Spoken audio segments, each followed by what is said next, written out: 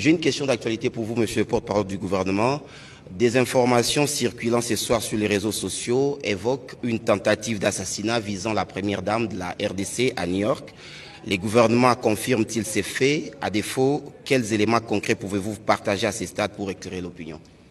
Alors, très rapidement, évidemment, nous avons appris des nouvelles plutôt sur un incident qui s'est produit à l'hôtel où séjourne la Première Dame. Vous savez que la Première Dame séjourne depuis quelques jours à Washington à l'invitation de l'épouse du président Trump pour un sommet qui concerne le Première Dame.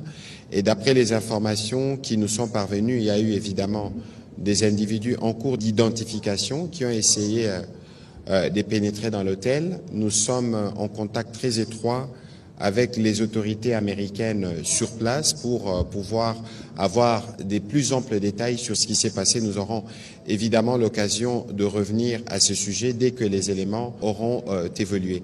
Mais ici, pour peut-être faire la corrélation, il faut considérer que nous sommes dans une phase du processus où, comme nous vous le disons dès le début, que nous avons systématiquement détricoté la stratégie du mensonge du Rwanda. Évidemment, lorsque nous disons nous connaissons les méthodes du Père et du Fils, ce qui rapporte ce que vous avez dit tout à l'heure, c'est sûrement en référence à cela. Mais quoi qu'il en soit, vous savez que nous avons une détermination qui est claire. D'abord, je voudrais rassurer les uns les autres que la Première Dame se porte très bien. Et donc, pour le reste, lorsque les enquêtes évolueront, nous pourrons vous donner des plus amples éléments.